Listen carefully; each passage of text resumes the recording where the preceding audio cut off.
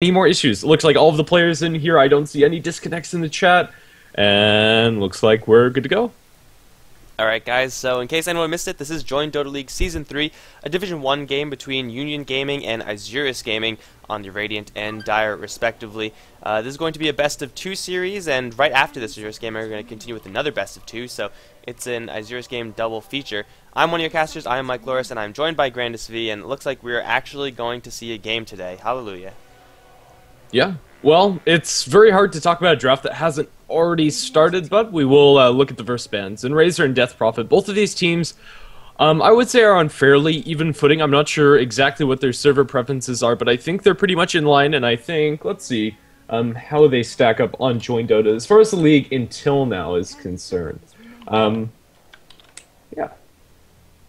But I am expecting a pretty good game. I'm kind of favoring Isurus, mostly due to the fact that I like watching them pick. Fullback's Meepo is a whole lot of fun to watch, and I don't know, they have surprised me time and time again. It's a lot of fun to keep track of them. Let's see. It actually looks like Union Gaming are favored all across the series, although there are only 3 games on record, and it's 2-1 the favor of Union Gaming. So I'm not sure if that's definitive by any stretch of the imagination. Yeah, I mean, it is easy to root for the team that picks the weird heroes, but at the same time, when they pick weird heroes, sometimes it just doesn't work out for them. They, sometimes, I think it was them, I want to say I've seen Isurus Gaming play with a Tusk before, but I'm not sure if that was the right team, or if I'm just imagining that. I know they definitely played with an Ursa recently, and they always play with the Meepo, or they try to if the situation allows, so it's pretty cool picks coming from Isurus Gaming. Union Gaming, they're a little bit more standard, but I think I've seen them play a couple of weird things as well. But for now in this draft, it's going to be rather vanilla. We see Doom still in the pool, but other than that, none of these bands are too surprising. Yeah, not really. First pick Viper coming up from Union Gaming. Also not very surprising, especially in the South American scene. Very highly prized as a hero. The combo for Isurus Gaming is unfortunately not as unconventional as one could hope for. His Faceless Void Scarith Mage. Since it's left in the pool, there's not a really good reason not to pick that up, as it's good in most circumstances. As you have a really nice teamfight ultimate, and the ability to pick off usually 1 or 2 heroes inside the Chronosphere pretty much instantly, if you catch out a good one. Yeah, even the likes of Viper with the corrosive skin is going to get hit really hard by the Faceless Void Scarith Mage combo. Really, you just want that Mystic Flare to land on one person, and in a Chronosphere, it is very unlikely that it's going to land on, or split between 2 people unless you decide it should be that way, which is not very commonly seen. So with that combo landing, Union Gaming are most of the time going to be out at the very least 1 hero, unless something weird happens, like a mech from the outside, or a pipe from the outside, or a swap out, or something along those lines. But it's a devastating combo, and that's why we see these heroes picked up all the frickin' time. Union Gaming, they're going to go for another really commonly seen hero in the Shadow Shaman support, Snore. Yeah, not much more can really be said. Shadow Shaman's going down for some good disables. Good pushing power with the Surboids. Doesn't do much up against the Chronosphere or up against the Scarith Mage ultimate, unless he picks himself up with Force Staff, but yeah, more than anything, just a really good all-around support, despite the synergy between Viper and Shadow Shaman not really being there. Yeah, if they do lane together, which is a possibility, usually that's a tri-lane that is rather devastating. Whether defensively or offensively, it'll ensure that Viper gets farm, and if they catch anyone, even if it's a Faceless Void, they should have enough slows and disables in order to kill them off even through a time walk. That is, of course, if the lanes pan out that way. Right now, both sides would not really go for that, but it's only 2 picks, so can't really read that far into it as of right now. But Union Gaming, they do have a good amount of push with those Serpent Wards. Viper, Nether Toxin as well, if it is prioritized a little bit more highly, can really do some serious damage to the towers. And Isurus, they have good initiation to defend against that. So all in all, these heroes are very strong in general. I mean, the supports are rather similar in how they, their roles and what they actually want to do for the team. And, I mean, Faceless Void and Viper, they're kind of different in the fact that they are focused on different things. Face is more initiation and team fight, whereas Viper is more single target. But really, both sides could go in any direction at this point. Yeah, they definitely can. It's a pretty solid start from both teams. I think the thing that's saddest for me, at least coming up from this draft, is we're probably not going to see a Meepo. Coming up from Isurus Gaming, is Faceless Void and Meepo have very limited synergy, if at all. And if they do go for the Meepo, they're going to have to split up the fights very heavily. I don't know, it's not really going to work out for them. We're probably going to see an offlaner for both teams still available. Tidehunter and Center Warner are still in the pool and would be really solid for either team, or we could be seeing the offlane Faceless Void coming out from Isurus Gaming. There's a lot of flexibility in these drafts. I don't really like the offlane Faceless Void when you have the option of going for something like a Tidehunter or Centaur. It looks like Union, they are going to be banning out one of the weird heroes, which I know I've seen Isurus Gaming play before. They kick out the Sniper, and also the Invoker. LDS of Isurus Gaming has a really sick Invoker, like, is just a pure sniper with those Sunstrikes. It's obscene. But Isurus, they should probably want to pick themselves something along the lines of either that Centaur or Tidehunter. I think Tidehunter would be better for Union Gaming to pick up, and therefore it'll probably be more appealing for Isurus Gaming to kind of pick ban out. But they also do need a support, and Earthshaker is still in the pool. Can't really go wrong with that. No, you really can't. Even though he doesn't offer much inside the Chronosphere, following up with a Fissure afterwards is really nice, and then just having the combo of Scarlet Mage as well as Earthshaker as your supporting duo is really solid. Sand King would kind of fill a similar role, although a tad more farm heavy, and would be relying more on the jungle rather than the ability to get those early kills. Although with Concussive Shot making up for the fact that Sand King has a very abysmal range on Burrow Strike level 1, it could work out for them. On a side note, is LDS's official name DDX, or is it LDS? I'll actually check that while we wait for the next couple of picks. I think it might be DDX, but if you put your name as LDS, I'm going to call you LDS. I mean, that's the whole point of a name, so that people could call you exactly what you want. But I'm pretty sure they are the same person, but he doesn't want to be called DDX for whatever reason. And it's go ahead. Actually really weird to see that, since that's his official name. It is DDX in Join Dota, so I don't know. I'll probably alternate between them, or mess one up. I don't know. Who knows? Well, I mean, the chat definitely knows that they're the same, so if we say LDS, they'll know it's DDX. And I think since we've already discussed this for the past 10 seconds, then everyone in the future will also know what we're referring to. This will work. So yeah, Isurus, they're taking their time with this next pick. It kind of makes sense, as they kind of have to decide what they want to pick up for themselves and what they want to deny out from Union Gaming. I think that Earthshaker would still just be a really solid hero to pick up for themselves. I'm not sure exactly what they're contemplating, though. Yeah, I mean, it's a difficult pick, but ultimately there's no way to eliminate all the good heroes from Union Gaming, so they're going to have to give up something. Earthshaker would be pretty devastating for Union Gaming to have, but I don't want to say it's any more devastating for Isurus to pick it up, as they do go for an Enigma. That's not really what I was expecting them to go for. It is going to be a rather passive jungle, very similar to the Sand King that you were describing earlier, but it will allow them to push down towers as Union. They're going to go deep into the push, it looks like, by picking up a Pugna pretty early on. So there are so far 2 types of wards in this game. Maybe we're going to be seeing a third with the Venomancer, but just a lot of pushing from Union Gaming.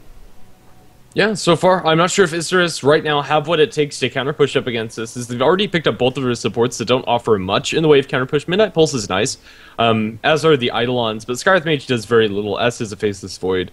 So yeah, I think that Union Gaming are going to be well on their way towards making a pretty scary pushing lineup. They are missing the initiation that's probably going to come out of their offlane hero. At this point, I think you pick up the Tidehunter. Just a really solid all-around hero. Large AoE inside those teamfights, and it's very hard to mess up a teamfight when you have a Ravage. And if they win a teamfight, it's very easy to take the towers. With Pugna and Shadow Shaman, there's very little that Isurus can actually do. But Isurus, they're not going to be slacking in initiation of their own, as they pick themselves up a Centaur, as well as with the Enigma and Faceless Void, a lot of ways to control these teamfights and split away the focus. This Pugna is going to drop so quickly. When you have a Scarlet Mage as well as a Centaur on the enemy team, that Ancient Seal with the Double Edge and Hoof Stomp is going to one-shot drop Pugna as well as Shadow Shaman. That's certainly a very painful combination. And also the Stampede, as far as positioning your Enigma, is a really nice tool, and that Enigma usually does go for the mech first. Blink Dagger doesn't come until much later, so having max movement speed to position your Enigma is very useful. And ooh, Union Gaming with the Naga Siren. I think this might be a support Siren, although having her solo a lane like the mid lane could be a possibility. This is mostly a tool to deal with the Faceless Void Chronosphere as well as the Enigma Black Hole. If you sleep after the Faceless Void drops his Chronosphere, then the Chronosphere is pretty much wasted, and you could fight on without it. It doesn't really fit great into Union Gaming's pseudo-push comp that they have going on right now, but with the Pugna pickup, they don't really have to go any more deeper into the pushing. They can be happy with the fact that they have Pugna and Shadow Shaman, and they can take down towers pretty easily early on, and then use all that gold from the towers to get Naga Siren of Radiance, and then take the game from there. So it's a decent pickup from Union, although it's not the direction that I really thought. Yeah, I'm not sure if it really fits very well into the rest of the lineup, but they can make that room for the Nugget Siren if she wants to farm. But more than anything, this is just going to be for the ultimate to, I don't know, restart the team fights after the big ultimates coming out from Isurus with the Enigma and Faceless Void. The positioning from this Naga Siren, if she's a support, is going to be very important. I think the biggest problem I see with Naga Siren as a support is when you don't have anything else to combo with it. They don't even have something along the lines of like an arrow from Rana or anything like that. They can set up potentially a Serpent Ward trap from the Shadow Shaman, but that's about it. It is going to be more or less just the defensive song coming out from the Naga Siren. I'm not sure that it's going to warrant an entire pick for just that utility. So I'm going to think that this is a farming Naga Siren, but even then, they're going to be missing a lot of their initiation, with the exception of just straight up walk in with the song.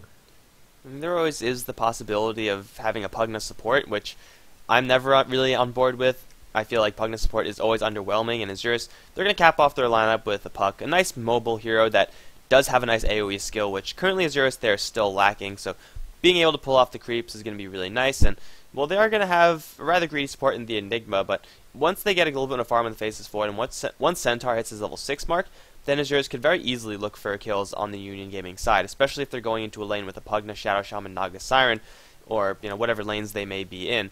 It's also just going to be a very nice additional silence for Isurus, as currently they have quite a few disables, and having more disables when you're trying to kill off a Naga Siren before she sings is always going to be incredibly useful. And Union Gaming, well, their last pick is going to be a Nature's Prophet, so still possibly a Core Siren or a Core Pugna, doesn't really matter, as they will probably most likely go to the same lane. Nature's Prophet as the last is going to give Union Gaming even more push in the unit-based pushing, which again, Isurus don't have that much AoE to deal with.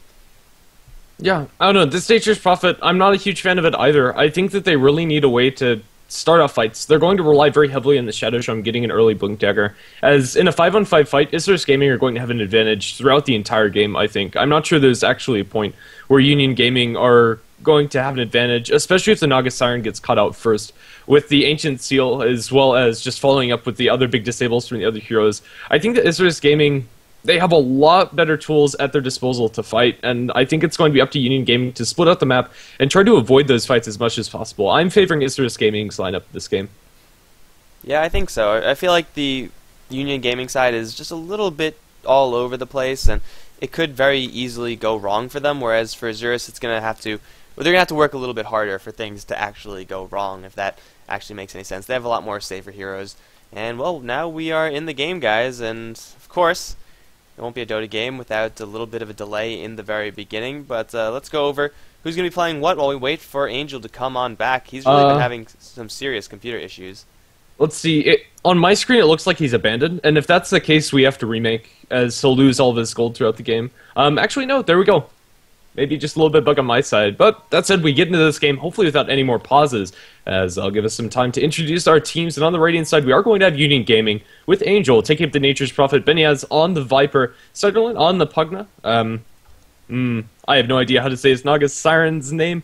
Alessa Zindrel's Amp, I don't know, Jericho on the Shadow Shaman.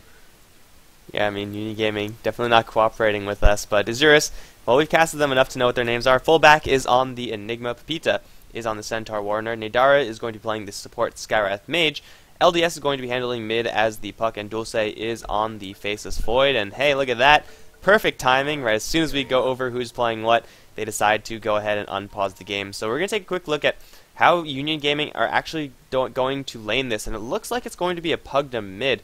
Not a very commonly seen place for Pugna to go, at least in this level of gaming. Of course, you'll see it all the time in your pubs, but I don't know how much I like this. I think I'd rather see Viper and Pugna do a little bit of a lane swap right here. I think so too. I think the Viper would have a lot better solo time solo versus whatever the hero for Isurus is. I'm going to expect it to be the Puck, especially with his starting items, Null, 3 branches, and some shared tangos. We are going to start it with another pause. But yeah, this Puck Knight, he's liable to get killed just straight up by the Puck once he gets level 6. And if they rotate in the Scarth Mage or the Enigma, I think he's more or less just dead. The Puck Knight can't do anything about that. And also the Pugna can't really get any kills on the Puck, even if he has extremely good circumstances. Nether Blast is a rather easy skill to avoid if you are paying attention at all. Of course, Citterlin can kind of mind game the Puck out and try to fake the Nether Blast cancel and try to just get some value that way by forcing out a phase shift from the Puck. But at that point, Puck could probably just walk away and he'll be just fine. So any kills that are going to be happening on this mid lane are going to be in favor of Isurus, unless something really weird goes wrong. Nagasire and Shadow Shaman are definitely capable of making the rotation in and helping out the Pugna, and we're probably going to have to see that in just a little bit, as, well, UG, they're going to be, is that we have to remake. Misspelled? We have to remake, because Angel has officially abandoned from this game, so he gets no money. Well, it's going to be Fourth a time's a charm? difficult game for the Nature's Prophet, then. Yeah. Into yet another remake. Oh my goodness. I wish this game would just start out normally, but it looks like it's just going to be a straight up disconnect and we probably have to remake. I'm not sure where the admin is, and hopefully he's still here. Alright guys, so I'm just gonna wait until everyone actually leaves this game, but Oh yeah. it will probably be just a straight up remake. Angel, for whatever reason, has completely abandoned, so in case anyone was curious, like, not that this is relevant at all, but the way this works is that because he's abandoned, whenever he accrues any gold, it just leaves his, what would you call this? Gold stash? Bank? And then it gets distributed to all the other UG heroes, so he will never have any gold to spend. Yep. I don't know, could be some next level strat where they just farm a lot with the Nature's Prophet to get this Naga Siren Viper huge, but I don't know. It doesn't And then really have work. boots for the rest of the game and maybe share Perseverance or something. Yeah, sounds like a plan. Next level. Truly next level. Support Nature's Prophet. He's so support, he just like AFK farms and gives all of his gold away to the rest of the team. Well, I mean, if you had just a really focused early game composition, then Nature's Prophet could do well with... No, I'm not even going to try to justify it. That's just... No. Yep. Alright, well, they're talking about remaking. See, I think they are. I can't be sure, though. Okay, so it looks like Isurus are actually going to be bailing out, so let's leave this game, guys. Dead game. Let's get out of here. And let's wait for the next lobby to come up, which hopefully is going to have the same password, and hopefully it's actually going to be made. Oh man, the curse. It continues in a really big way, and it's just so annoying. I wish Dota would just start on time, start punctually. If any technical issues, we could just come and cast, and then it would be so much easier that way. This would be so much worse if it was a best of 3, just because the difference in possibility for time would be so huge, especially with all these delays in every game. Yep, I don't know. I think that Dota is actually made for best of 2, though. Despite best of 3 being the best for like tournaments and stuff, I think best of 2 is the way to go. Yeah, Because you can just alternate first pick as well as sides, and that pretty much neutralizes any advantage either team would have. I mean, the tiebreak game is nice and all, but in group stage, I think best of 2 is the way to go for scheduling and just game design. Yeah, definitely from the back-end administrative side, it's like, oh, well, you could assume that all these games are going to take roughly this amount of time because they're only going to be playing 2 games, not 2 or 3, which, I mean, 2 or 3 is the difference of about an hour, or potentially an hour, so it's much easier for scheduling. But is this lobby just not up yet? I don't see it, and yes. That sounds about right to me. I mean, well, the way it stands for Union Gaming, the way that they were divvying up their lanes, we had a Viper, Shadow Shaman, Naga Siren tri-lane on the bottom. Isurus Gaming, they were sending a whole bunch of heroes down bottom, so couldn't really tell who was actually going to be down there, though it's safe to say Centaur is going to end up there, probably solo, as Isurus Gaming, they can't really run an aggressive tri-lane, so the respective safe lanes for each team should be more or less on lockdown. Like, there's no way that Centaur or Nature's Prophet could really have a good time in those lanes. Nature's Prophet probably a little bit better time in his lane, who's going to go up top, and then at that point, it comes down to the middle lane. And then you have Puck versus Pugna, and we already talked about that, how Puck should have a pretty nice advantage. Netherward's going to hurt, but it's not going to win the lane for Pugna. Yeah, I don't know. It's going to be a pretty quiet early game, I would say. I don't think we're going to see that many kills, unless Union Gaming rotate around with Shadow Shaman Naga Siren. But even then, that's a pretty weak roaming combo. Net is a decently long range, which will allow you to get the shackles off.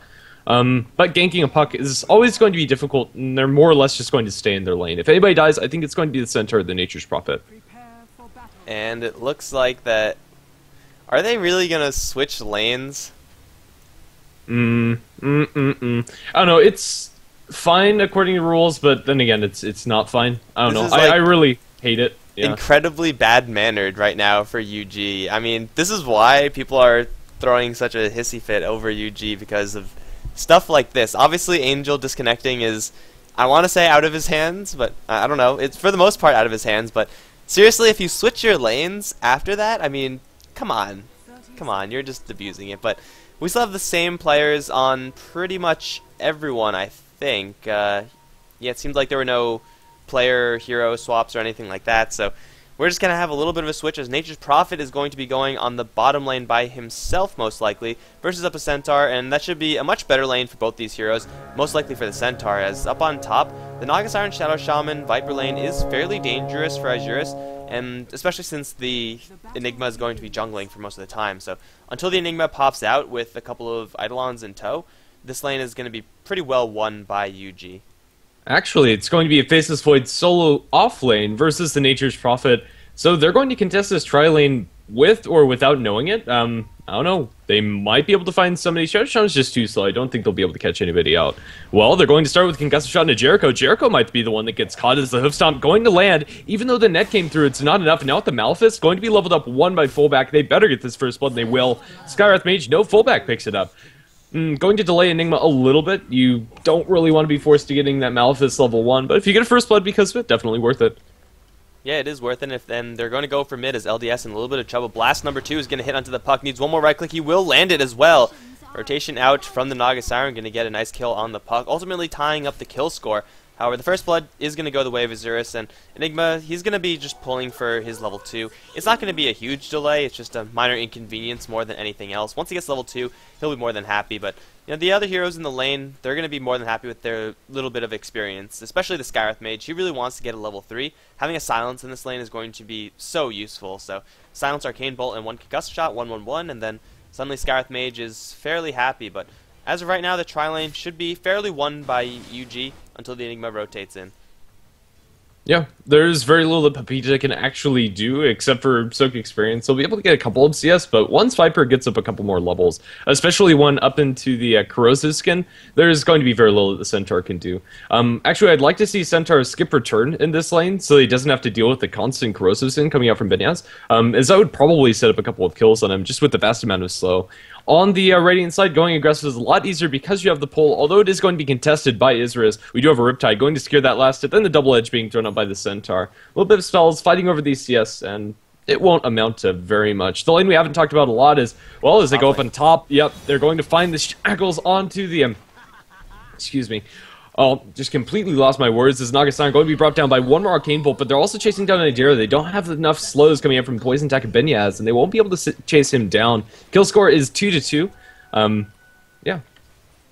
Centaur is a tanky hero, but ultimately when you're surrounded like that, there's not much that you could really do, and it looks like for the most part, Isurus are going to let top lane be top lane. They might even rotate the Skywrath Mage out as well, abandon the Centaur, and just try to put a little bit more pressure onto the Nature's Prophet. Ultimately form up those 3v1 lanes that they really wanted. Dulce is doing up fine versus the Nature's Prophet. In fact, he's going very aggressive, which is something that Faceless Void can do in this matchup. Like to see a Poor Man's Shield on him to protect himself against the Treants, but I'm sure that'll come a little bit down the line. He's just picked up the boots, so Faceless Void is going to be happy, especially with fullback rotating into the enemy jungle now. This is something that the Angel Nature's Prophet is most likely not going to see coming. And if he doesn't see it coming, that could very easily lead to his death, though they are a little bit light on disables in order to cancel a TP. If they do catch him, I'm pretty sure they'll just kill him. Same thing up on top lane, though, as Pepita is potentially going to get wrapped around. Skywrath Mage is coming in to help, but they have a nice Observer Ward, UG, in order to spot out what's going on with Pepita, as well as the incoming Skywrath Mage. So, very tenuous situation up on top as Jericho does eat his way through. However,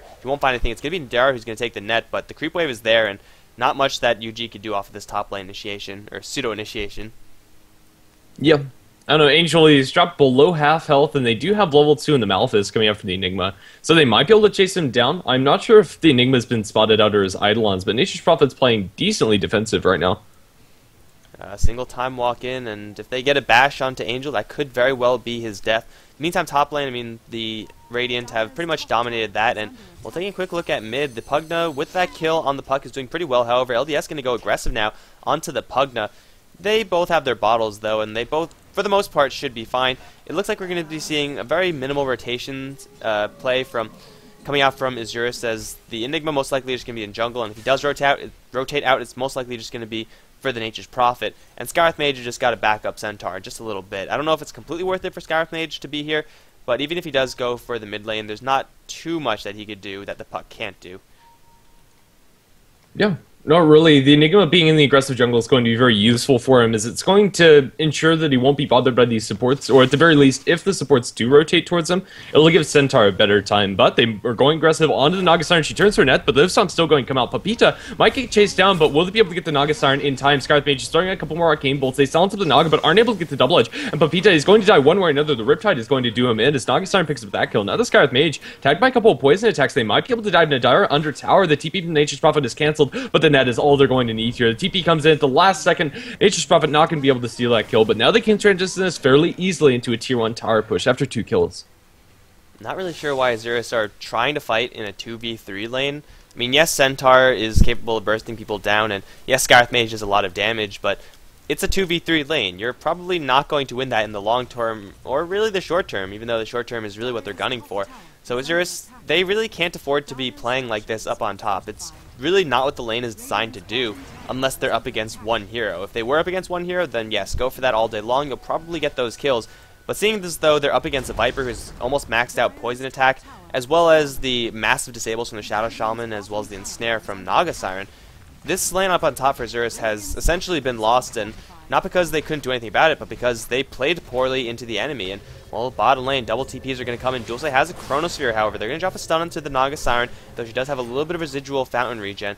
The Viper is now down here, and the Viper is really the scariest one that Isurus have to worry about.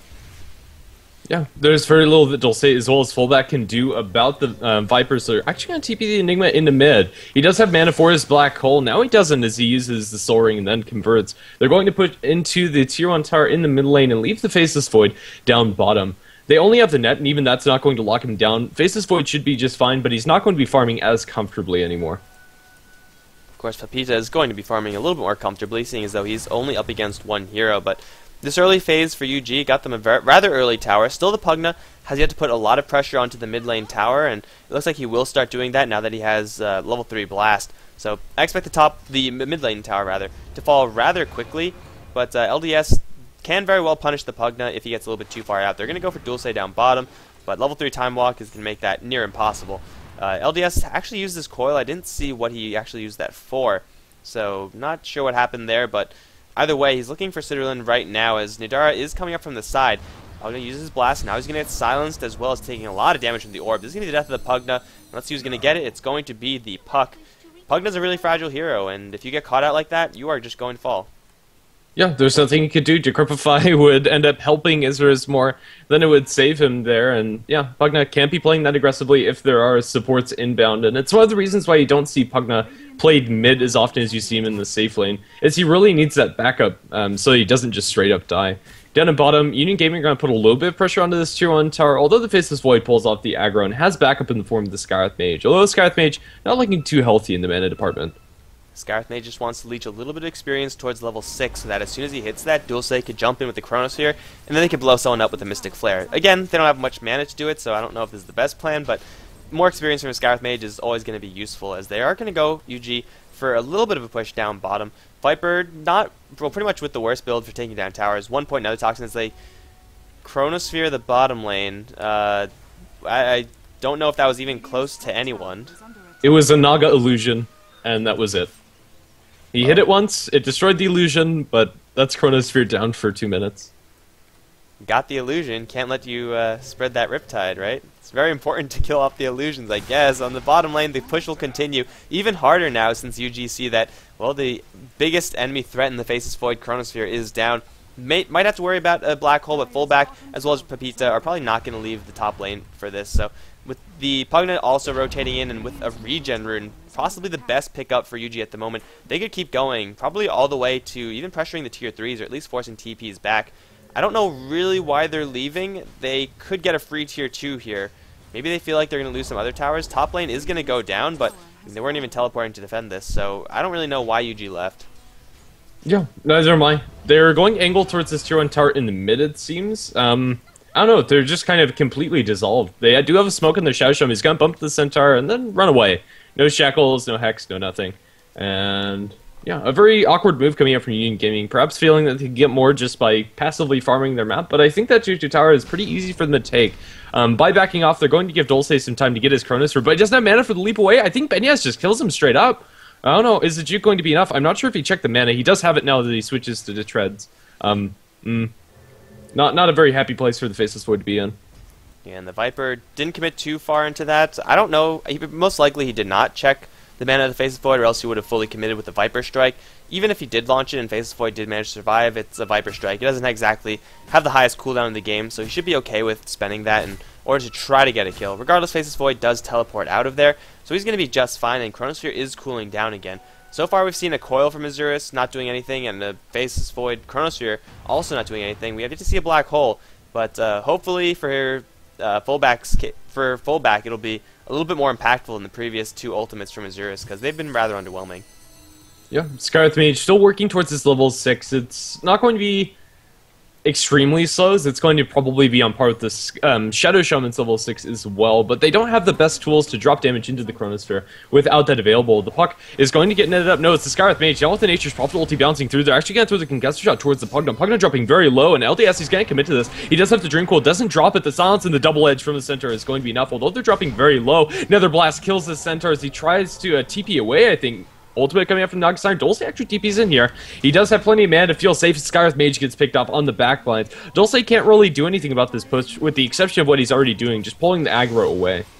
He's looking for a jump in. He's going to land a Chronosphere onto 2, but there's no follow-up here with the exception of fullback's one level of Midnight Pulse. They're going to get the Black Hole, and Puck's going to jump in with the Orb and Silence. They're going to kill off Jericho, and now focusing onto the Nature's Prophet. He will not snap the coil. He's actually going to sprout out Benjaz, but that won't help him either. The Face Void's going to jump in and kill Nature's Prophet. Now Benjaz, he got sprouted up by his buddy. Oh man, the troll plays from the Nature's Prophet. Here comes Sidorlin. I don't know if he could actually do anything, especially if he gets hoof stomped right here. The stomp will land, double edge is available, but it looks like they're going to focus instead for the Naga Siren instead of the much softer Pugna. This could be a pretty big mistake, as Naga Siren is dropping pretty low, but the rest of his heroes are also dropping lower faster. Naga Siren will get killed off, and well, they do get the kill in the end, so ultimately their targeting doesn't really matter because they got a kill. But their mid lane is still going to be in quite a bit of trouble. Isurus, they can no longer fight this. They have to back off because they did not kill the Pugna, which means the Blasts and the Serpent Warriors are going to take out their tier 1 tower. Yeah, despite getting a lot of kills there, they blew everything for it. And, I mean, it was well comboed. They didn't have the best follow-up until the puck actually came in. The mechanism delayed a lot of that damage coming out from the Midnight Pulse inside the Chronosphere. But yeah, they now can't do anything about this push. Nature's Prophet as well as Pugna are going to push down this 2-2 tower, and I'm not sure they can do much. From what they've already done, Jericho is going to eat a lot of damage from the puck. I'm not sure exactly what he was doing there. Potentially dropping this ward, but they should know that goes on as the Centaur ultimate comes through. Looking for the hoof stop, not going to find it. He's actually netted up and now blasted down by Nature's Prophet ulti and Ether Shock. Tier 2 tower is still going to be sieged down without the Centaur. Not sure if Isurus can really fight in this. They have 5 seconds on the Dream Coil cooldown for DDX, but it's going to be too late. Tier 2 tower is going to fall prey to the Pugna's blasts. That was the silliest Centaur ultimate I've ever seen. This was his pattern. He just ran up like this, and then he just got nuked down on the way because he actually didn't cast any spells. And at the same time, he had a Blink Dagger in his inventory the entire time. So I have no idea what the hell that was from the Centaur. It was like just a drive-by dying, but it's not a good way to spend your life. As the Isurus, though they are technically up in kills, the golden momentum is in favor of UG, and just by a little bit. Dulce is going to jump in, get a nice bash to the Angel, has a Chronosphere as well, will drop it onto 2. Angel's still alive, but he's not going to be for long, as they now going to land the Mystic Flare onto the Nox Siren with the double edge. They'll kill him off, and now they're going to look for Benjaz, who is still in the coil, although it will time out Pavita, taking a lot of poison damage. He will go down. Blink forward from LDS, will miss his orb, though, as Benjaz does back off and juke that one. LDS taking a lot of damage. Dulce is going to jump right back in, though, kill off the Viper, and now Sidorlin is pretty much the only one alive for UG. They do have the Shadow Shaman rotating in. Dulce taking a good amount of damage from the blast. He can think about turning this one around. He does have 4 stick charges and a couple of Eidolons to back him up, but Shadow Shaman is right around the corner, and the Enigma is in base, so Dulce by himself can't really do much about that. Really messy fights, but ultimately I think it's still even in the kill score. UG, they get fended off for now, but another blast will kill off this tower, and teleportation in from the Centaur. This guy really has a death wish. He's going to blink right into Jericho, and he should get shackled up soon. He doesn't have another Blink Dagger to reinitiate. He's going to Stampede, but he will get caught in the cage of trees. And now Serpent Wards, Pepita has to get out of here. They're going to put some damage onto Angel and try to focus down Jericho. But now Nadera is netted up within those Serpent Wards. I don't know what Isurus are really doing here. Pepita needs to get the hell out, or else he just will be brought down. Dulce looking to jump back in with LDS. They're going to throw an orb, but now the puck is actually stuck, it looks like. No, he will jump down to the Shadow Shaman, get the silence off, and get him down. Naga Siren does have a song, but she's getting bashed up pretty heavily. Fullback from around the corner has a Malphite stun available, but he can't really find anyone just yet. Dulce now trying to run, should be fine to make it out, and it looks like everyone from Isurus should be backing off from here on out, but who knows? They already reinitiated once. They might want to go for round 2 because they do have a coil. Now they're going to back off. A lot of towers being taken. Still, the kill score is going to be the same where it was, with Isurus having a 1-kill lead. But UG, they took down the tower, and there's only one tier 2 tower left for them to take. Their pushing is getting the job done. Yeah, I don't know. That was just the weirdest engagement. The Shadow Shaman was so low for the longest time. He dropped the wards. He probably should have backed off after that, but he got picked off by the puck at the end with just a blink and silence onto Jericho. I don't know. It was just a lot of posturing from both teams with very little actually happening, and it just kind of ran around circles. Very, very weird that they stick around for that long. It looks like Union Gaming are going to be able to take this last tier 2 tower fairly effectively. Dulce is going to eat a little bit of damage from Nature's Prophet, but I think the Nature's Prophet's the one that has to be careful. It's the Chronosphere. It's not going to come out as a Mask of Madness and gets the Bash on Angel. He's not going to spend this one unless he needs to cancel a TP. No, there you go. Dulce going to drop it. There's your defensive song coming out from the Naga Siren. It might be enough to save Angel, actually. He's going to Sprout, TP out. No way that Dulce can cancel that. And, oh, looking for the first hit bash, not going to find his Naga Siren. She splits, not going to dodge anything out of her. Now the silence going her way. She will be sacrificed for the life of the Nature's Prophet. I mean, that's the job of the support Naga Siren. You give up the song and you try to save someone from the Chronosphere. Usually it should be more than one person, but hell, saving Nature's Prophet is a worthy cause. Jericho and Benyez both spotted out by the Observer Ward placed by Nadera, and Dulce has another Time Walk. They're going to jump in for a 2-man coil. Now they jump in for Jericho. The mech is going to pop off, but I don't think Shadow Shaman's going to last very long. He does deploy the Serpent Wards before he goes down, and that's going to force Isurus all the way back. In the meantime, Fullback going to try to 1v1 with Sigilin, but he has the Aghanim Scepter, and the life drain is just too strong. That's going to be 2 down in favor of UG. Pepita has got to get himself out of here, but seeing as how he's been playing previously, I wouldn't be surprised to see him rotate back in, as LDS is going to go back in. Will snipe off the Pugna. Now try to TP out. He will just barely be brought down. The poison damage going to be enough from Benyez. And, well, the kill score is still where it was with Isurus in 1-kill lead. You just got to feel that UG are just getting a slightly better trade every single time something happens. They're not going to translate this into a push just yet, but Isurus, they're just constantly losing their core heroes. And, well, Face of Void, that was actually the first time he died, but UG, I feel like they're just taking better fights overall. Yeah, that Mask of Madness killing the Faceless Void at the very end. I didn't think that would actually be enough damage from the Serpent Wards, but it was amplified just enough and no backtracks coming out from the Faceless Void, as he has maxed out his other 2 spells, so that 10% just doesn't cut the cake. But yeah, it's going to be okay for Isurus right now, as I think they'll be able to defend high ground pretty much indefinitely as long as they have their ultimates online. Yeah, the Orchid on the Nature's Prophet's going to be useful. No BKBs just as the Centaur has gone on in mid. He'll be able to TP out to safety. The Orchid not going to be enough to drop him down, as the Pugna Blast was just too late. So Siren as well as Angel are not going to be able to find that kill. Drums on the Naga Siren, a lot of items coming out from Union Gaming. I'm not sure if it's going to be entirely enough, but as it stands, they are leading this game. Aghanim Scepter completed by the Pugna, as the mechanism was built by the Viper.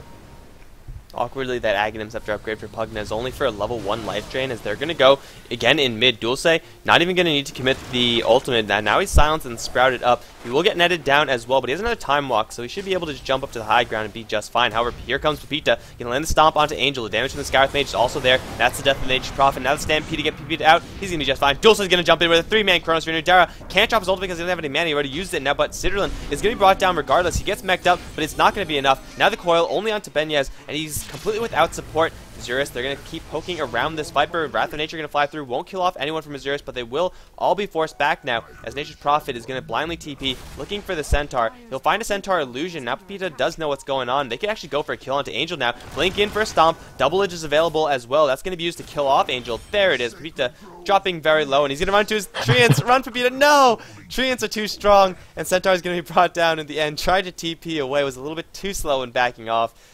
Oh, well, Isurus, they somehow come ahead with the 3 kills more than the previous trades. They're now 4 kills ahead, and, well, Dulce's still getting his farm. He has Mask of Madness, is looking for even more up on top lane. Naga Siren does have a song, and she's going to be forced into it right now. This is a level 1 song, so it's going to be on cooldown for quite a long time. I'm not even sure if that's entirely worth it for the Naga Siren. I mean, giving up a kill is bad and all, but they'd really like to have that in the next couple of team fights, especially since Black Hole is off of cooldown in 30 seconds. The Faceless Void ult is going to be off of cooldown. That 160 seconds is a pretty big window for Isurus to hit, where I think they can take some pretty convincing fights. Smoke down and bottom from the Skywrath Mage as well as the Puck. I think that they're not going to find anybody, although if the Pugna sticks around, he might die. If they find the Pugna, then they will definitely kill him off. They're going to be running into 3 heroes, however, one of them being the Viper. So they're going to be walking into a lot of table. However, if they can burst down Pugna, that'll be great. They're going to get the silence off. Mystic Flare mostly missing, though. The damage is still going to be there to kill off the Pugna. And it looks like Isurus will be able to get out, although there's the Blink Hex from Jericho. Doesn't have enough mana shackle, however, now he does with the Arcane Boots. That's going to be the death of the Puck. It's a 1-for-1 trade, a fairly even one. And as long as Isurus can keep UG off of pushing and keep them away from their base, they should be in an okay position. Though smoking up to do that, trading a 1-for-1 after a smoke is definitely not what you want to do. They also got the surfboards drawn out of that, so I'd say that's still a pretty even trade for either side, especially since nobody's actually going to be able to do anything off of that. Union Gaming probably aren't going to look to push until they have the Naga Siren song available. Still 100 seconds on cooldown for that one. A pretty standard build for the Naga Siren, with the exception of the Quelling Blade. On a support Naga Siren, that's pretty interesting to see, especially when the Nature's Prophet is on the other team, or on your team, rather. Yeah, it's only a 200 gold investment, though, so it's not a terribly huge deal either way. Drum's Arcane Boots is, as you said, pretty much as standard as you could get, but Jericho, crucially, on the Shadow Shaman, does have a rather early Blink Dagger. He's been buying wards and stuff like that, but he's also been collecting a lot of heads, so the Blink Initiation from UG is going to let them actually start fights with something outside of Isurus jumping in. If the Shadow Shaman jumps in and gets the fight on UG's terms, that could be a very easy fight for them to win, because as it stands right now, all the initiation is on Isurus' side. They have Blink Centaur, they have Blinking Puck, they have a Time Walking Faceless Void. I'm sure eventually they'll have a Blink Dagger Enigma. They actually have one right now, so Isurus, they're all about the initiation, they're all about the mobility, and UG on the defensive, they're not that strong, because, especially if they don't get the Nether Ward out. So UG, they just have to position themselves well and then wait for Jericho to start something, and now that's possible with this Blink Dagger. I don't know where they're going to go next. It should be up on top lane. They should be able to secure that one pretty easily, but Isurus, they're a little bit more in control of this game now, as they're going to look for bottom lane. This tier 1 tower is pretty much doomed. Yeah, I think at this point, Isurus, they have what they need, or at least they've been able to stop the bleeding, which is enough for them. As up against this lineup from Union Gaming, or Isurus, wait. UG, yeah, there we go. Yeah, it's very early-centric as far as how they're playing these heroes. In theory, you can transition that Naga Siren into a core later on, but she's just not going to be very relevant, even if you did, not until very late into the game. We are going to have a little bit of pressure put on this tier 2 tower up top, and we might have a fight breakout. But they're fighting up into Black Hole as well as Kronos for lots of Blink Daggers, and it's pretty scary to do so. Although this tier 2 tower, with the surfboards down, might just fall to the Pocket Blast and the damage coming out, as it doesn't look like Isurus actually want to fight into this. They will delay things with the Glyph, however. They're going to try to clean up the Serpent Wards with the Eidolons. I don't think it'll be successful. This tower is going to die. The Nether Ward is set up, so Isurus definitely don't want to initiate into this. The tower is now below deny range, and the blast will take it out. Pepita looking to go in, however, it will be rethought. They pop up the mech, Isurus, and they'll move back, sacking the tier 1 tower. Not much they could have gone into that with. I mean, they have the Blink Black Hole, but jumping into that with the Nether Ward already down is rather suicidal for the Enigma, the Skywrath Mage, and even the Puck, so it's a good idea for Isurus not to defend that, but at the same time, they didn't actually get anything off of that. They got the tier 1 tower down. It was destroyed by the Dire, so I guess they do get a tower ultimately, somehow, but UG, now they have all the outer towers down, and now there's the question of how do we push the high ground. Viper has an Aghanims, but there's no Necro Books or anything like that, so UG, unless they're just going to wait for Serpent Wards to be up from Shadow Shaman, pushing high ground is actually going to be pretty difficult, because again, they're going to be fighting into a Black Hole, Midnight Pulse, and a Chronosphere. That's dangerous. It really is. I'm not sure if they actually have what it takes in order to take those fights pushing into high ground. I think they need to find a way to get Isurus to fight outside of their base. If Isurus just save their ultimates until high ground pushes come, I think they'll be more or less fine. A lot of sentry wards being committed into their own jungle for dewarding purposes. So all vision that Union Gaming could have had inside their jungle is going to be completely denied. There's no Invis heroes on Union Gaming or Shadowblades or anything of the sort. It's just so that they can make sure that those camps are safe to farm for the Faceless Void. That's where a lot of their farm is going to come out of. Skywrath Mage valiantly sacrificing all his farm in order to secure map control for his team, so he's going to be rather poor, although he has boots and he has the Force Staff. Really, there's not much more that the Scarith Mage could possibly want as support. Now, obviously, he would want to get something like a Rod of Atos or something like that, but that's a luxury item that this support is probably not going to have this game, seeing as though he is buying so much detection. And now it looks like Isurus, they are going to be fighting outside their base. The Roshan is available for them, and now they're going to be fighting into Viper Strike spam, and that's really not what you want to do. They can, most of them, blink out and dodge that, but still, it's not something that Isurus should be doing. They should be waiting for UG to take the fight to them, because if they turtle up with the Faceless Void, they're just going to have a pretty easy late game. Despite the fact that Nature's Prophet does have it in Hand of Midas, Void late game is just really hard to go up against. It really is, especially if you are going up against a team like Union Gaming that really don't have anything to deal with the Faceless Void, with the exception of the Naga Siren song. The song will be nice, but then Faceless Void will just have a BKB for that one. And I assume that's going to be his next item, as he isn't dropping the gold for anything closer towards his Maelstrom.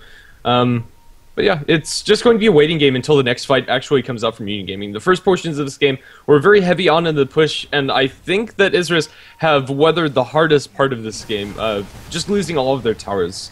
From here on, Jericho, although Nadera is going to be one silenced and brought down. Puck has got a bail, can't afford to fight near these Serpent Wards, so looks like it will be a nice pickoff for UG as Isurus get a little bit too far ahead of themselves in the bottom lane. But the rest of the heroes, they're looking to defend a Roshan, actually. They're not looking to take it. They're just clearing the trees so that when UG try to go in, they'll have access to a blink in. And with Faceless Void, Enigma, and Puck, really UG should not be going for a Roshan unless they get a pick-off. And pick-off on the Scarith Mage is not good enough. Yeah. It's not really going to stop the fighting potential coming out from Isurus that much, and he's going to be up in 10 seconds anyway, as he is kind of the sacrificial hero from their side, lowest in the experience as well as in the farming department. So we are just going to wait for that next big fight to come out, even though the gold lead is in the favor of Union Gaming by about 7,500, and they have all of the towers out. That is also kind of worrying, as they haven't been able to make a larger lead than that. As a lot of this gold for Isurus could be made up for if they were able to take these tier 2 towers off of the map, as well as that tier 1 tower in mid that's still standing. They don't have the biggest pushing lineup, but if they do get a good team fight in their favor, it doesn't matter. It is probably the best push comes if you take a good team fight. Back is actually going to go into the Roshan pit all by himself. However, he lost one of his Eidolons already. This is something that Enigma can do, and usually you don't see this because it's extremely slow, and if you get caught, then you're pretty much just going to get demolished. And it looks like he will get spotted out here, although the Treants will run out of time. They will spot the fact that Enigma is in the area and put a little bit of damage onto Roshan. Isurus do have that Roshan advantage to work with, but again, neither team really wants to fight into the other, just because there's no reason for Isurus to leave their base and then get slammed with Viper Strike spam, and there's no reason for UG to push into a Black Hole and a Chronosphere. So if it does come down to a really long farm game, then Faceless Void is going to get really big, the Viper and Nature's Prophet, and hopefully the Naga Siren is going to get really big. The Naga Siren has actually stopped buying up items, and she's holding on to 2,900 gold. This should be a Radiance for her. I'd like to see her transition fully into that full-on carry Naga Siren build, because clearly this game isn't going to be going anywhere anytime soon. Yeah, it's not going to be a fast Radiance by any means, but then again, it's not going to be incredibly slow either. Naga Siren, at this point in the game, she's sitting on a quite decent amount of gold. Despite dying 4 times, it's going to probably come out at about 30 minutes or thereabouts. Of course, Pugna is going to be severely decreased in his usefulness by the time that period rolls around. Netherward will always be nice, and Isurus, they have a couple of tools to defend against Netherward, and the fact that they have Eidolons that they get sick upon it, and a lot of heroes with Blink Daggers so they can get on top of the Netherward really quickly. But if this game just keeps continuing, I think Isurus are going to be okay with that, seeing as that the Pugna is going to be a very lessened factor in this game, and really you can never count out the team with all the teamfight ultimates. Even though Isurus don't have much map control, the map control that UG have is rather limited to the middle lane, where you can see like kind of this circle of vision that they have is, you know, pretty much just like that. So map control is kind of lacking for both sides, and I think it should be Isurus who should look to make the first blow, as they do have a Puck with the Hex. If they partner the Puck up with the Scarith Mage, that could be a very free kill on whoever they catch out. Yeah, I think so as well. Center Warner also sitting on quite a decent sum of gold, presumably towards a BKB. Not sure if there's anything else he'd actually consider making with that Ogre Club. I don't think this is really the best game for Heaven's Halberd. So we're going to look to see if Isurus are going to smoke up. They're grouped up with everybody, and there we go. 5-man smoke coming out from them. They want to make something happen as they're just kind of getting a little bit antsy. I'm not sure if they really need to make this move, but if it gets them to pick off on like the Nature's Prophet, it could be very much worthwhile. The Angel, I think he's going to back out after this lane.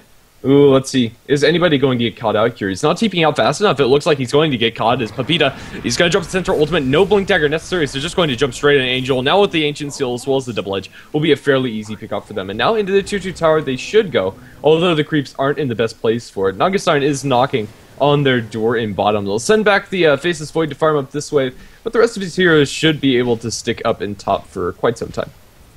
I'm pretty sure UG knew that Isurus were smoked up, but they just couldn't react to the Nature's Prophet in time. If the wave for the Radiant pushes all the way this far down bottom lane, then with no reaction from Isurus, then it is pretty clear as to the game plan of Isurus. They're clearly not defending, therefore they're probably smoked up and looking for a pick. However, the creep wave, they got a little bit ahead of it, so they couldn't actually go for a real push off of that. It's a nice pick off to be sure. I mean, killing off an enemy core is always going to be very nice, but they ultimately didn't actually gain that much from it, and the fact that they couldn't translate that into towers or anything else like that.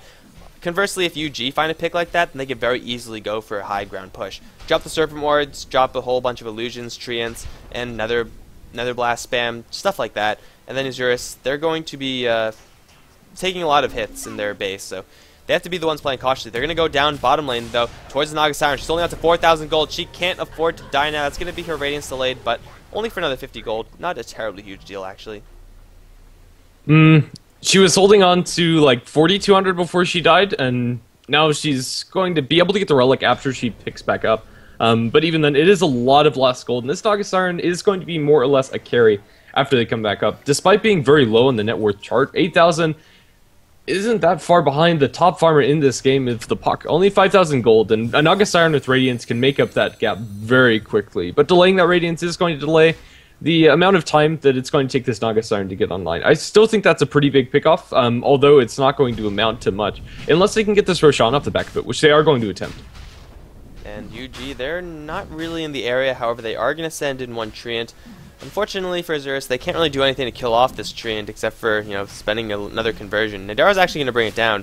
This guy with Mage actually doing a lot more damage than I thought, so now the Roshan should be pretty clear, seeing as though Isurus have two heroes hanging around there. UG should know about this, so they should be mobilizing, and it looks like they are, but the question is, will they be there in time, and will it matter? Because they're still fighting into a Chronosphere, into a Dream Coil, into a Black Hole. Vita's going to jump out first and foremost. They're going to set up for a song, and they can jack the Roshan now. And it looks like they will just go into it.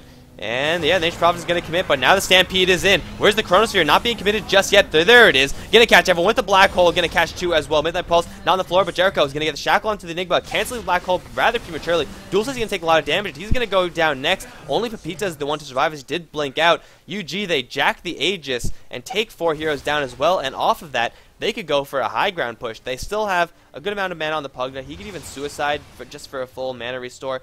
Isurus, they're going to lose a lot out of this. The Centaur is going to try to cut the creep wave, which is all he could really do, but this might be a mid lane Raxing right now. I think it is going to be. I'm not sure there's anything that Isurus can actually do about this. They blew everything for that defense. It was just such a messy fight. They got a decent chrono, but they committed the Black Hole immediately. That was cancelled by the Shadow Shaman Shackles, and they weren't able to focus anybody down. It was kind of all over the place. They started focusing on this here, then Facebook jumped to another one, and it just didn't really come together. They dropped too quickly to actually bring that team fight to anything. This is probably just going to be one lane of Rax, as they are going to respawn fast enough. But then again, they're not going to have Black Hole, and they're not going to have Chronosphere for a little bit of time. It is just going to be a straight up backup from Union Gaming. They're in no rush. They have a Nagasarn that now has their Radiance, and a Nature's Prophet with Scythe of Ice. They can take this a little bit later if they want to. Not exactly the fight that I was expecting from Isurus. Seeing as though they do have all those nice AoE ultimates, I thought that fighting in Roshan Pit should have been their playground. That should have been where they take the best fight that they could possibly ask for, but that has been the worst fight that they've had thus far. I mean, Pugna Blast, the Nether Ward already being set up, and the fact that the Serpent Wards were right at the mouth of the Roshan Pit meant that Isurus had to walk into all that, and it's a lot of physical damage you're walking into and you're going to be unable to avoid. And ultimately, that was enough for UG. I mean, they got a couple caught in the Chronosphere, but really there wasn't that much damage because, again, they layered their big ultimates, Isurus, and they couldn't get that much damage in. I don't know if there was a Mystic Flare combination off, but I'm pretty sure there wasn't, as Nadara in a little bit of trouble. Angel's going to teleport in. He will reveal himself. Now he's going to blink in for the silence. Rathane's just going to come through. Nadara trying to force staff out, but now he's hexed up. He's so dead. The Orchid will pop him out. And Angel, now in the bottom lane, might be directing the UG towards that lane. Yeah, it looks like they will. Naga Siren is going to teleport mid, but she has her Radiance, so she's going to start pushing out all the lanes. The rest of the UG heroes, though, they're going to mobilize on bot. They're going to look for their second set of Raxes. Yeah, and I think it should be pretty easy for them to take it. I don't know, we're still pushing into a lineup that has a lot of big AoE ultimates. And if they combo everything correctly and are able to get a 3+ man Chronosphere and then follow that up with a Black Hole or vice versa, it could be pretty huge. They're going to drop the Serp wards down to this tier 3 tower, and there's no major defense coming out just yet from Isurus. They're now focusing on these Serp wards, and it's going to drop the tower probably all the way down with one more Pugna Blast. It should be it. Pugna going to keep on spamming out these Aghanim Scepter ultis, and, well, no big jump in. His Puck's just going to phase shift back towards the rest of his team. 2-3 tower falls without much of engagement, and they're just being zoned out by a solo Pugna. They jump in for Chronosphere, catches out too. Jericho's going to be focused down, but the Song of the Siren, it's not going to stop this Faceless Void from focusing people down, as he does have the BKB, but now with the Viper Strike going on to Dulce, Dulce is going to fall down just so the right clicks coming out from this team. One more is all they need. They won't be able to find it. The Centaur ultimate keeps them safe. Net going out the way of Pepita. Pepita doesn't get the hoof stop onto the Pugna, and, well, Pepita is just going to be focused down. He can't do anything. They're going to jump in with the puck, but he doesn't have anything left after the silence. He doesn't commit the Dream Coil, and this is going to be second lane going the way of Union Gaming. General True Side is on the ground. They're going to get Hex onto DDX, but they're not going to focus that up. He gets Chat going the way of Jericho. They can't really fight here. This Nether Ward is on the ground, and despite having a very elongated initiation, so to say, the oh no, they're going to drop the Dream Coil onto Jericho. Jericho should fall, or is he? DDX is going to be focused down. Sky's Mage ulti is going to freak out the Shadow Shaman. Now Dulce trying to focus down the Pugna, but with the Life Drain as well as the Axe, he doesn't really care. He's going to get silenced up to cancel that ultimate, but now he pops the BKB, a very questionable one from this Pugna. He tries to focus down Sky with Mage, and that ultimate does a lot of damage to focus down the Shadow Shaman on the backline, so he'll be able to get that kill. Now, TP away from the Sky with Mage. He still has his Aegis. He's not going to lose it, as he does blink towards the side. They don't have a Malphus, or do they? There's the Malphus coming out from the Enigma. Now the TP in from the Nature's Prophet. He's going to go into Dulce. Dulce's Pig, and they do have the follow-up, or do they? The silence comes out into Dulce. He's also sprouted up. Can't get out of here. The Black Hole comes out into. Where's the follow-up? They're going to lose both of these heroes with the Aegis on the Pugna. I think he's going to die a second time. Buyback from the Nature's Prophet. He wants back in. He's trying to TP. Where is he TPing into? No, it's on cooldown. They're going to lose their Pugna again. Nature's Prophet buyback does very little. Still, 2 lanes of racks down at 35 minutes into the game. This game is very hard for Isurus to actually do anything in. And Centaur ultimate chased down. He's gonna pop the BKB as Pepita gonna do another drive-by Stampede. This time he won't go down, but he might actually just chase this Viper out. This is the first BKB charge. No, this is actually the third BKB charge. Benyaz still on the run. Blink Centaur is going to catch up to him, and they will be able to bring down this Viper fairly easily. Although he's still alive, Nadara actually doesn't have his ultimate, doesn't have the mana to do so, and also LDS is silenced. They can't actually kill this hero off. Pepita forced to Force Staff out, and now LDS gonna try to kill off Benyaz, but Benyaz standing strong. He will not die to the puck just yet, but I think this Arcane Bolt might kill him off. It'll be really close. He's gonna live at 5 HP, and now the song is out. LDS in a little bit of trouble, as is Nadara. LDS is going to be spamming his Spaceship Bund. It won't be enough. He's going to go down to the Radiance Burn, and Nadara, now he's going to be netted up as well. Isurus, they lose too. Ultimately, though, it doesn't really matter. I feel like UG with 2 sets of Raxes would be just so far ahead that Isurus, even if they get 2 consecutive 5-man wipes, it just won't be enough to bring them back into this game. It really won't, especially when you have a Naga Siren that's now actually going to be more or less a carry, and in the position 4, no less. Below the farm of the puck as well as Faceless Void, but this Naga Siren alone can keep these lanes pushed out, even if they were the ones down a set of racks. And yeah, it's probably just a matter of time before Union Gaming are able to break the base completely. Isurus Gaming, they need the 5-man miracle in order to bring down everybody, and then they need it again and again. Even getting it twice is not going to be enough, because it's just too long, and now they're going to go into Dulce. This might just kill the Dream. Here's the silence comes through as well. They're going to overlap it. Now the BKB comes out on the Faceless Void. Potentially looking for Chronosphere. They're going to use the Shadow Shaman. The Viper is here. It doesn't have a lot of backup. The Chronosphere does go out, as do the Serp Wards. The Serp Wards, only one is outside the Chronosphere. Angel blinks forward. He's going to auto-attack some creeps, and now on to fullback. Fullback mechs up, but it's not going to save him, as the Pugna is able to bring down that kill fairly easily. Nature's Prophet getting the last hit, but with everybody here from Union Gaming, with the exception of the dead Shadow Shaman, I think they can just push this pretty easily. Blink forward, there's going to be another ward in the side. Although it's going to be given away by the tree it's created, I think that they're going to be able to do this. This Chronosphere is down from the Faceless Void. Enigma's dead. Doesn't have a black hole anyway, and I'm not sure they have anything that can actually combat this push. Centaur ultimate, they jump in, but no Blink Dagger, and Pepita's just going to die. Another drive by Centaur ultimate doing nothing. Blink forward by the Pugna. I'm not sure where he's going. He's sucking onto Dulce. Dulce is dropping very low to this. He's going to get hexed up. The Pugna, the Sky's Mage ultimate, might drop him down as he's a pig. Can't go anywhere. The Dream Coil drop down, but not necessary as they're going to be focused down Dulce, or a fullback as well. That's 2 heroes down, and probably our 3rd lane of Rex, despite the Pugna dying. He'll be back in here pretty quickly. He's going to buy back, TP right back in. Dota's going to jump in for Angel, and he won't get the kill because of the sheep. However, now he's going to pop the BKB, and he's netted down, so he can't actually do anything. Benyaz, he's just going to focus onto that Faceless Void, but I don't think this is a duel that Viper could ultimately win. In the back end, LDS going to try to run away from this Naga Siren, using that Radiance for a lot of damage overall. Only 2 heroes are alive for Isurus. They're going to try to take out the Viper. Once again, the Viper is going to survive at just a little bit of health. This time, the Arcane Bolt might kill him. Yes, it will, but it's too late because the game is already over. Isurus, I feel like they just kind of screwed up in that Roshan fight. After that Roshan fight, it was all over. If they took it a little bit differently, this game could still be going on, but as it stands right now, this is going to mean that Union are going to take this game and be 1-0 in this best-of-2 series. Yeah, pretty much sums up that game nicely. Is that Roshan fight was pivotal in this game, as they blew all of their ultimates and didn't actually get anything done, is they just split up their focus and ended up getting focused down by Union Gaming. But yeah, game 2 coming up shortly, so hopefully this lobby will go through without any remakes. Alright guys, we'll see you in game number 2. We'll be right there. GG.